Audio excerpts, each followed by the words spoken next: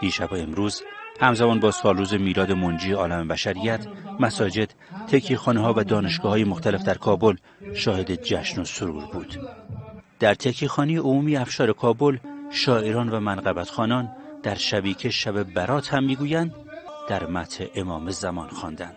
شب برات شب عید و جشن مولود است، اگر مراد طلب میکنی مخواب امشب. مردم از روزها قبل با آذین بندی کوچه و خیابانها به استقبال میلاد امام زمان رفته بودند، در شعبان المعظمی که هرچه از فضیلت آن گفته شود کم است. آن ماه شعبان وسط الاقدام و از پس و پیشش رمضان و رجب، 9 ماه دیگر. واه واه، چی شد شعبان مرکز قرار گرفت.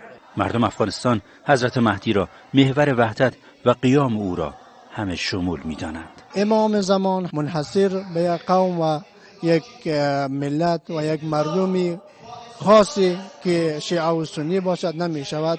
مهدی امام، دعای عاشقان امام زمان در افغانستان از هر کس که میپرسیدم تعجیل در ظهورش بود. عمری در انتظار نشستم نیامدی، ببینیم مهدی فاطمه با بیرق سبز بر دوش انشالله بیایه و ظهور کنه و جهان پر از عدل و داد بکنه. همزمان با سالروز میلاد امام زمان علاوه بر جشن و سرور برنامه‌های دیگری نیز در کابل برگزار شد.